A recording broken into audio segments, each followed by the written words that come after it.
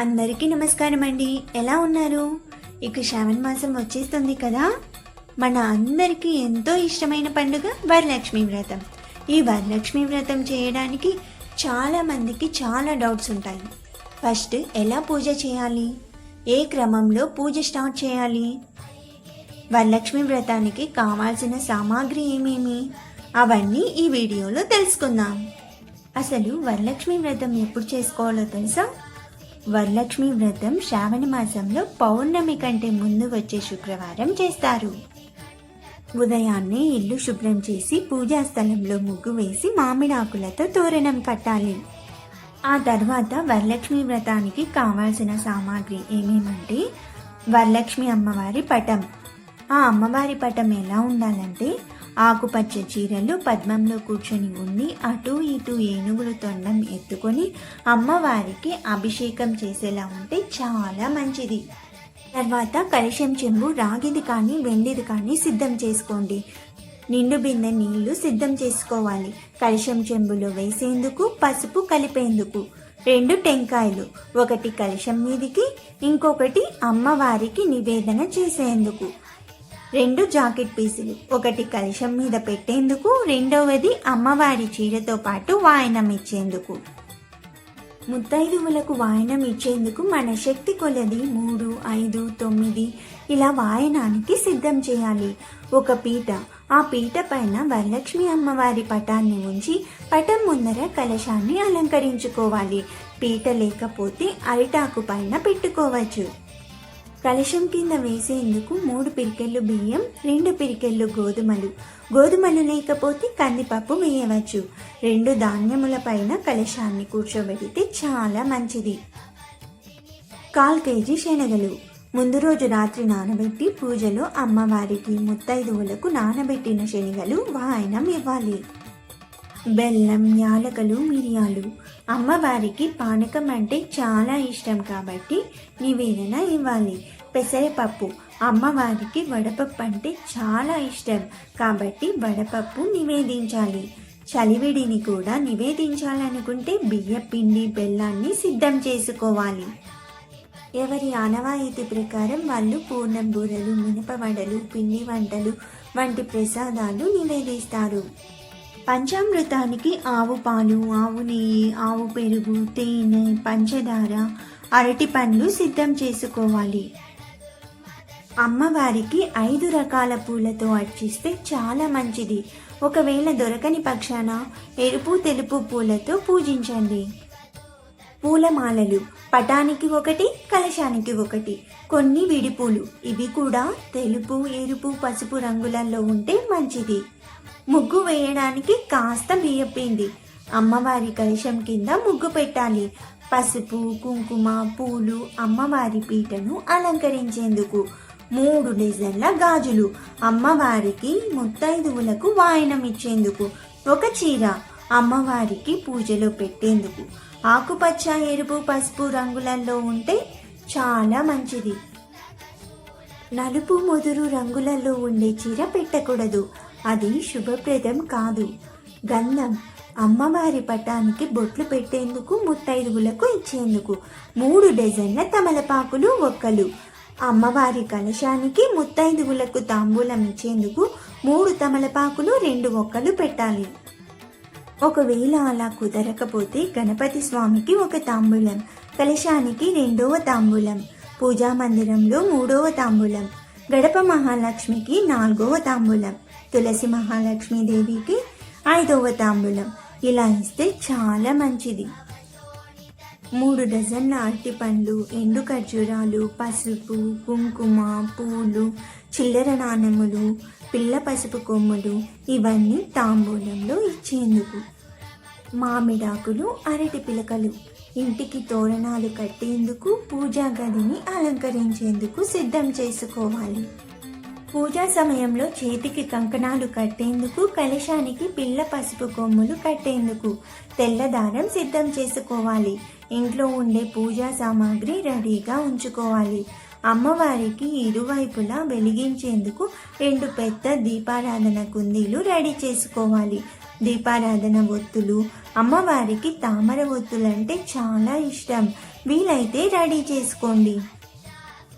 పంచపాత్ర, ఉత్తరేణి, చిన్న పళ్ళెం, హారతి ఇవ్వడానికి ముద్ద కర్పూరం, దీపారాధన నూనె, అగరబత్తులు, అక్షంతలు, అగ్గిపెట్టె, నివేదన ఇచ్చేందుకు మోగించడానికి గంట, ఇవన్నీ సిద్ధం చేసుకోవాలి.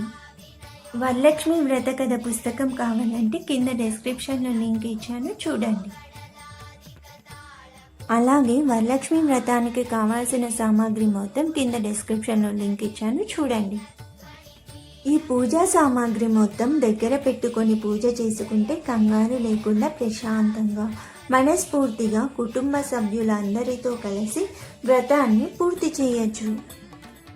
ఇప్పుడు వరలక్ష్మి అమ్మవారి కలశాన్ని ఎలా తయారు చేయాలో తెలుసుకుందాం. ఈ కలశాన్ని ఏర్పాటు చేసేటప్పుడు ఓం మహాలక్ష్మీదేవి నమః అని అనుకుంటూ చేయాలి. ముందుగా పూజా గదిని శుభ్రం చేసుకొని బియ్యపిండితో ముగ్గు పెట్టాలి. పీటను లేదా అరిటాకును శుభ్రం చేసుకోవాలి. పీట అయితే పీట పైన ఒక వస్త్రం పరవాలి. అది ఎరుపు, పసుపు, ఆకుపచ్చ రంగులలో ఉంటే చాలా మంచిది. పీట లేనప్పుడు అరిటాకు పైన చేయొచ్చు. ఇప్పుడు బియ్యంలో కొన్ని గోధుమలు కలిపి 2 దోసిళ్ళు 3 పిరికెళ్ళగా తీసుకొని అరిటాకు పైన ఉంచండి. ఇలా 2 ధాన్యాలతో కలశాన్ని కూర్చోబెడితే చాలా మంచి ఫలితాలు వస్తాయి. ఆ కలశం చెంబులో 3/4 భాగం నిండు బిందె నీళ్లు పోసి తర్వాత చిటికెడు పసుపు, కుంకుమ, కొన్ని అక్షంతలు, పచ్చకర్పూరం, వక్క, ఎండు ఖర్జూరం, 5 రూపీస్ నాణ్యం, యాలుక ఇవన్నీ వేయాలి.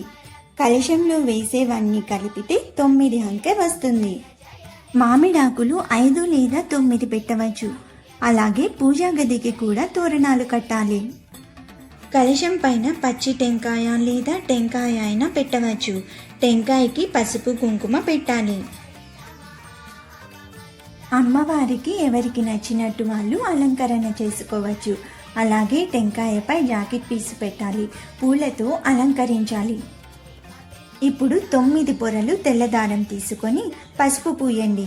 ఆ దారానికి పిల్ల పసుపు కొమ్ము కట్టి కలశానికి కట్టండి. ఎవరి శక్తి కొలది వాళ్ళు బంగారము, కాసులు, చీర, సార ఇవన్నీ పెట్టుకోవచ్చు. ఇప్పుడు పూజా మందిరానికి అటు ఇటు అరటి పిలకలు కట్టండి. దీపారాధన వెలిగించి పూజ ప్రశాంతంగా జరిగేలా చూడమ్మా అని ప్రార్థించాలి. పూజను ప్రారంభించే ముందు ఆచమనం చేసి కుటుంబ క్షేమం, ఆరోగ్యం, ఐశ్వర్యం, సౌభాగ్యం కోసం సంకల్పం చేయాలి. గణపతి పూజ.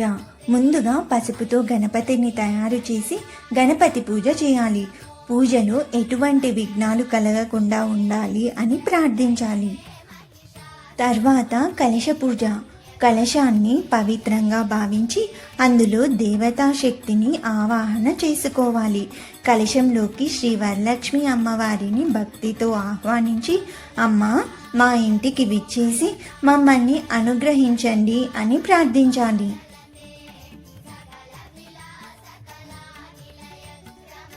ఇప్పుడు తోరాలను సిద్ధం చేసుకొని ఉంచాలి. ఎలా అంటే 9 పొరలు తెల్లదారం తీసుకొని ఆ దారానికి పసుపు పూసి మధ్యలో తమలపాకు మడిచి కట్టి దారానికి 9 ముళ్ళు వేయాలి. ఆ తోరాలను పూజలో పెట్టండి. ఇప్పుడు షోడశోపచార పూజ అంటే అమ్మవారికి సాంప్రదాయం ప్రకారం 16 ఉపచారాలు సమర్పించాలి. ఆహ్వానం, ఆసనం, పాద్యం, ఆర్ఘ్యం, ఆచమనీయం, స్నానం, వస్త్రం, ఆభరణం, గంధం, పుష్పం, ధూపం, దీపం, నైవేద్యం, తాంబూలం, నీరాజనం, నమస్కారం మొదలైనవి. ఇప్పుడు అంగపూజ చేద్దాం. అంగపూజ అంటే అమ్మవారి వివిధ అవయవాలను స్మరిస్తూ అంగపూజ చేయాలి.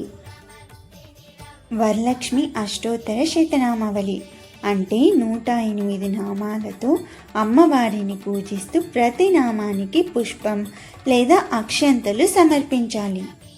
ఇప్పుడు వరలక్ష్మి వ్రత కథ విందామా? ఈ వ్రత కథలో ఏం తెలుస్తుందంటే అసలు ఈ వ్రతం ఎలా ప్రారంభమైంది, ఎవరి కోసం మహాలక్ష్మి ఈ వ్రతాన్ని ప్రసాదించారు, పరమశివుడు పార్వతీదేవికి చెప్పిన ఆ దివ్య రహస్యం ఏమిటి, ఇవన్నీ తెలుసుకోవచ్చు. కైలాస పర్వతం హిమాలయాల మధ్యలో మంచుతో కప్పబడి ఉన్న దివ్యమైన కైలాస పర్వతం. అక్కడ దేవతలు, గంధర్వులు, సిద్ధులు శివుణ్ణి స్తుతిస్తూ ఉన్నారు. పార్వతీదేవి శివుని పక్కన కూర్చొని భూమిపై జరుగుతున్న విషయాలను గమనిస్తున్నారు. భూమిపై అనేక కుటుంబాల కష్టాలు, ఆర్థిక ఇబ్బందులు, ఆరోగ్య సమస్యలతో బాధపడుతున్న దృశ్యాలు పార్వతీదేవి కంటపడతాయి. ఆ దృశ్యాలను చూసి జగన్మాత హృదయం కరుణతో నిండిపోతుంది. పార్వతీదేవి శివుణ్ణి చూసి వినయంగా ఇలా అడిగారు, ప్రభు, భూమిపై ఉన్న స్త్రీలు తమ కుటుంబం సుఖ సంతోషాలతో ఐశ్వర్యంతో జీవించాలంటే ఏ వ్రతాన్ని ఆచరించాలి?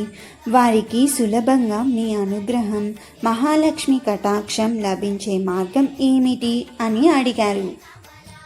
పరమశివుడు చిరునవ్వుతో పార్వతీదేవిని చూసి ఇలా అన్నారు, దేవి, నీవు అడిగిన ప్రశ్న లోక కళ్యాణానికి సంబంధించినది. ఇప్పుడు నేను చెప్పబోయే వ్రతం దేవతలకైనా అత్యంత ప్రీతికరమైనది. ఈ వ్రతాన్ని భక్తితో ఆచరించిన వారికి మహాలక్ష్మి స్వయంగా వరాలను ప్రసాదిస్తారు. అందుకే దీనికి వరలక్ష్మి వ్రతం అనే పేరు వచ్చింది అని చెప్పి పరమశివుడు ఒక పురాతన కథను వివరించడం ప్రారంభించారు. దేవి, పూర్వకాలంలో మగధ దేశంలో కుండినాపురం అనే అందమైన నగరం ఉండేది. ఆ నగరంలో ధర్మాన్ని పాటించే ప్రజలు నివసించేవారు. అక్కడే చారుమతి అనే సద్గుణ సంపన్నురాలు జీవించేది. ఆమె ప్రతిరోజు బ్రహ్మ ముహూర్తంలో లేచి ఇంటిని శుభ్రపరిచి గడపకు ముగ్గు వేసి దీపం వెలిగించి దేవుని నామస్మరణతో తన రోజును ప్రారంభించేది. అత్తామామలను తల్లిదండ్రుల్లా సేవించేది, భర్తను గౌరవించేది, ఇంటికి వచ్చిన అతిథిని దేవుడిగా భావించి ఆదరించేది, పేదలకు అన్నదానం చేసేది, అసత్యం మాట్లాడేది కాదు, ఇతరులను చూసి అసూయపడేది కాదు. ఆమె హృదయం పవిత్రమైనది. ముఖంలో చిరునవ్వు, చేతిలో సేవ, మనస్సులో భక్తి మాత్రమే ఉండేది. ఒకరోజు సాయంత్రం లక్ష్మీదేవి నామస్మరణ చేస్తూ చారుమతి నిద్రలోకి జారుకుంది. ఆ అర్ధరాత్రి ఆమె కలలో అపూర్వమైన దివ్య కాంతి వెలిగింది. ఆ కాంతి మధ్య నుంచి బంగారు వర్ణంలో పద్మాసనంపై ఆసీనురాలై 4 చేతులతో కమల పుష్పాలను ధరించి మంగళమూర్తిలా శ్రీ మహాలక్ష్మీదేవి ప్రత్యక్షమయ్యారు. చారుమతి ఆశ్చర్యంతో చేతులు జోడించి నమస్కరించింది. అమ్మా, నా వంటి సాధారణ స్త్రీకి దర్శనమిచ్చిన మీ కృపకు నేను ఎలా రుణపడి ఉంటాను అని వినయంగా అడిగింది. అప్పుడు మహాలక్ష్మి స్నేహపూర్వకంగా చిరునవ్వుతో ఇలా అన్నారు, చారుమతి, నీ భక్తి, వినయం, స్నేహభావం నాకు ఎంతో ప్రీతికరంగా అనిపించాయి. అందుకే నేను నీకు ఒక పవిత్రమైన వ్రతాన్ని ఉపదేశిస్తున్నాను. శ్రావణ మాసంలో పౌర్ణమికి ముందు వచ్చే శుక్రవారం నా పేరుతో వరలక్ష్మి వ్రతం ఆచరించు. నీతో పాటు వ్రతాన్ని చేసేవారికి నేను ఆరోగ్యం, ఐశ్వర్యం, సౌభాగ్యం, సంతానం, విజయాన్ని ప్రసాదిస్తాను అని ఆశీర్వదించి మహాలక్ష్మి మాయమైపోయారు. చారుమతి ఒక్కసారిగా మేల్కొంది. అది కలే అయినప్పటికీ తన హృదయం అంతా దివ్యానందంతో నిండిపోయింది. ఆమె కళ్ళల్లో ఆనంద బాష్పాలు వచ్చాయి. ఇది సాధారణ కల కాదు, అమ్మవారి ఆజ్ఞ అని భావించి మరుసటి ఉదయం ఈ శుభవార్తను తన కుటుంబ సభ్యులకు, గ్రామంలోని మహిళలందరికీ చెప్పాలని నిర్ణయించుకుంది. మరుసటి రోజు ఉదయం చారుమతి తన కలలో జరిగిన ప్రతి విషయాన్ని భర్తకు, అత్తామామలకు చెప్పింది. వారు ఆశ్చర్యపోయినా ఆమె భక్తిపై పూర్తి నమ్మకం ఉంచారు. ఈ వార్త కొద్ది గంటల్లోనే కుండినాపురం అంతా వ్యాపించింది. గ్రామంలో మహిళలు ఎంతో ఆనందంతో చారుమతి ఇంటికి చేరుకున్నారు. అందరూ కలిసి ఇళ్లను శుభ్రం చేసి గడపల వద్ద అందమైన ముగ్గులు వేశారు. మామిడాకులతో తోరణం కట్టారు. పూలతో ఇంటిని అలంకరించారు. శ్రావణ శుక్రవారం ఉదయం వచ్చింది. చారుమతి స్నానం చేసి పవిత్రమైన వస్త్రాలు ధరించి పూజా స్థలాన్ని సిద్ధం చేసింది. వెండి పాత్రతో బియ్యం పోసి దాని మీద పవిత్రమైన కలశాన్ని ఉంచింది. కలశంలో తీర్థ జలాన్ని నింపి మామిడాకులు, కొబ్బరికాయతో అలంకరించింది. పసుపు, కుంకుమ, పూలతో అమ్మవారిని భక్తి శ్రద్ధలతో ఆహ్వానించింది. అందరూ కలిసి ఓం శ్రీ వరలక్ష్మీ నమః అని భక్తితో జపించారు. దీపాల వెలుగు, ధూపపు సువాసన, భక్తుల ప్రార్థనలు, ఆ ఇల్లు దేవాలయంలా మారిపోయింది. చారుమతి హృదయపూర్వకంగా ప్రార్థించింది. అమ్మా వరలక్ష్మి, నాకు ధనం మాత్రమే కాదు, ధర్మాన్ని అనుసరించే బుద్ధినివ్వు. మా కుటుంబానికి ఆరోగ్యం, ఐకమత్యం, ఆనందం ప్రసాదించు. నీ కటాక్షం ఎల్లప్పుడూ మాపై ఉండేలా అనుగ్రహించు అని కోరుకుంది. పూజ ముగిసిన వెంటనే ఆ ఇల్లంతా అపూర్వమైన దివ్య సువాసన వ్యాపించింది. దీపారాధన జ్యోతి మరింత ప్రకాశించింది. అక్కడ ఉన్న ప్రతి ఒక్కరికి చెప్పలేని ఆధ్యాత్మిక ఆనందం కలిగింది. చారుమతి నమస్కరిస్తుండగా ఆమె హృదయంలో ఒక దివ్యమైన ప్రశాంతత నిండిపోయింది. ఆ రోజు నుండి ఆమె కుటుంబంలో సుఖశాంతులు వెల్లివిరిశాయి. పంటలు బాగా పండాయి. ఇంట్లో ఆనందం పెరిగింది. గ్రామ ప్రజలు కూడా ఈ వ్రతాన్ని భక్తితో ఆచరించడం ప్రారంభించారు. అప్పటి నుండి వరలక్ష్మి వ్రతం తరతరాలుగా కొనసాగుతున్న పవిత్ర సాంప్రదాయంగా మారింది. పార్వతీదేవి శివుని కథను ఎంతో ఆసక్తిగా వింటున్నారు. అప్పుడు పరమశివుడు ఇలా అన్నారు, దేవి, చాలామంది లక్ష్మీదేవి అంటే కేవలం ధనాన్ని ప్రసాదించే దేవత అని భావిస్తారు. కానీ ఆమె అనుగ్రహం అంతకంటే ఎంతో గొప్పది. మహాలక్ష్మి అంటే అష్టలక్ష్మి రూపాల్లో భక్తులను కాపాడుతుందని అగమ పురాణ సాంప్రదాయంలో విశ్వాసం ఉంది. ఆదిలక్ష్మి ఆధ్యాత్మిక శాంతి, భక్తిని ప్రసాదిస్తారు. ధనలక్ష్మి సంపద, ఆర్థిక స్థిరత్వాన్ని అనుగ్రహిస్తారు. ధాన్యలక్ష్మి అన్నపూర్ణ కటాక్షంతో ఆహార సమృద్ధిని కలిగిస్తారు. గజలక్ష్మి గౌరవం, రాజ సౌభాగ్యం, అభివృద్ధిని ప్రసాదిస్తారు. సంతానలక్ష్మి సంతాన శ్రేయస్సు, కుటుంబ వృద్ధిని ఆశీర్వదిస్తారు. వీరలక్ష్మి ధైర్యం, ఆత్మవిశ్వాసం, కష్టాలను ఎదుర్కొనే శక్తిని ఇస్తారు. విజయలక్ష్మి ప్రయత్నాల్లో విజయాన్ని, శుభ ఫలితాలను అందిస్తారు. విద్యాలక్ష్మి జ్ఞానం, వివేకం, విద్యాభివృద్ధిని ప్రసాదిస్తారు. పరమశివుడు ఇలా కొనసాగించారు, వరలక్ష్మి వ్రతం చేసేవారు ఈ వరాలన్నిటినీ కేవలం ధనం రూపంలో కాకుండా జీవితాన్ని సుసంపన్నం చేసే ఆశీర్వాదాలుగా భావించాలి. భక్తి అంటే భయం కాదు, భక్తి అంటే విశ్వాసం. పూజ అంటే కేవలం పూలు పండ్లు సమర్పించడం కాదు, మనస్సులో ప్రేమ, దయ, నిజాయితీ, స్నేహభావం ఉండటమే నిజమైన ఆరాధన. ఎవరైనా ఆకలితో ఉంటే వారికి అన్నం పెట్టడం, బాధలో ఉన్నవారికి తోడుగా నిలవడం, తల్లిదండ్రులను గౌరవించడం, ధర్మ మార్గంలో జీవించడం, ఇవన్నీ కూడా మహాలక్ష్మి ఆరాధనల భాగమే. అందుకే వరలక్ష్మి వ్రతం మనకు సంపదతో పాటు సద్గుణ సంపద కూడా కావాలని గుర్తు చేస్తుంది అని చెప్పారు. భక్తితో చేసిన ప్రతి మంచి పని అమ్మవారి ఆశీర్వాదానికి మార్గమవుతుంది. పరమశివుడు తన కథను ముగిస్తూ పార్వతీదేవిని చూసి ఇలా అన్నారు, దేవి, వరలక్ష్మి వ్రతాన్ని భక్తి, వినయం, ధర్మంతో ఆచరించే వారికి మహాలక్ష్మి అనుగ్రహం ఎల్లప్పుడూ ఉంటుంది. ఈ వ్రతం యొక్క అసలు ఫలం బంగారం కాదు, మనసుకు కలిగే ప్రశాంతత, కుటుంబానికి కలిగే ఐకమత్యం. ఆ మాటలు విన్న పార్వతీదేవి ఆనందంతో పరమశివుణ్ణి నమస్కరించారు. పార్వతమ్మ ఇలా అన్నారు, ప్రభు, ఈ వ్రతాన్ని భూమిపై ఉన్న ప్రతి కుటుంబం భక్తితో ఆచరిస్తే సమాజంలో ప్రేమ, శాంతి, ధర్మం మరింత పెరుగుతాయి. పరమశివుడు చిరునవ్వుతో ఆశీర్వదిస్తూ ఇలా అన్నారు, ఎక్కడ సత్యం ఉంటుందో అక్కడ లక్ష్మీదేవి ఉంటారు. ఎక్కడ దానం ఉంటుందో అక్కడ దైవకృప ఉంటుంది.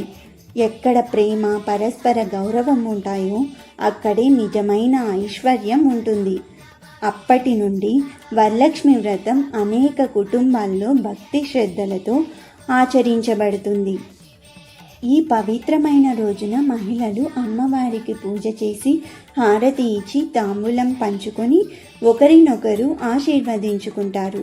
ఈ సాంప్రదాయం కేవలం ఒక ఆచారం మాత్రమే కాదు, ఇది కుటుంబాలను కలిపే బంధం, స్నేహాన్ని పెంచే సంస్కారం, ధర్మాన్ని గుర్తు చేసే పండుగ.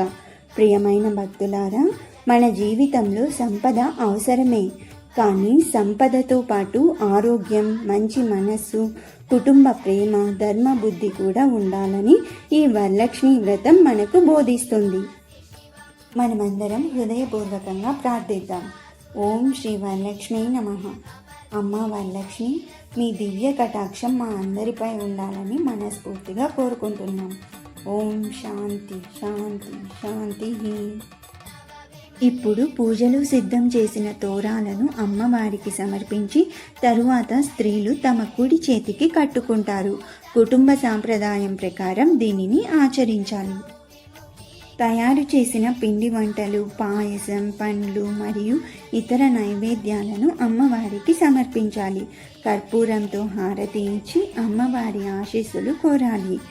పసుపు, కుంకుమ, పూలు, తాంబూలం, పండ్లు లేదా మీ సాంప్రదాయం ప్రకారం కానుకలను ముత్తైదువులకు సమర్పించాలి. ముందుగా దేవికి సమర్పించిన నైవేద్యాన్ని ప్రసాదంగా స్వీకరించి కుటుంబ సభ్యులకు మరియు భక్తులకు పంచాలి. కలశాన్ని 3 రోజుల పాటు పెట్టుకునే వాళ్ళు పెట్టుకోవచ్చు, లేదా సాయంత్రం పూజలు అంటే దీపారాధన వెలిగించి పానకం, వడపప్పు నైవేద్యంగా పెట్టి హారతి ఇవ్వాలి. కొద్దిసేపటి తర్వాత అంటే దీపారాధన కొండెక్కక ముందే అమ్మవారికి ఎర్రనీళ్ళు అంటే పసుపు, సున్నం నీళ్లు వేస్తే వచ్చే ఎర్రనీళ్ళు, ఆ నీళ్ళల్లో తమలపాకుపై కర్పూరం పెట్టి వెలిగించి అమ్మవారికి అటు 3 సార్లు, ఇటు 3 సార్లు, ఇంకో 3 సార్లు, అలా 9 సార్లు చేసి ఆ ఎర్ర నీళ్ళల్లో ఉండే హారతి కొండెక్కిన తర్వాత అమ్మవారి కలశాన్ని అటు ఇటు 3 సార్లు కదపాలి. అలా పూజ చేసిన తర్వాత ఏం చేయాలంటే, తర్వాత రోజు టెంకాయ పైన ఎర్ర జాకెట్ పీస్ తీసి అందులో పసుపు, కుంకుమ, అక్షంతలు కలశం పైన పెట్టి పూజ చేసిన టెంకాయను పెట్టి మూట కట్టి గుమ్మం పైన కట్టాలి. ఓం శ్రీ వరలక్ష్మీ నమః. Thank you for watching this video. Bye bye.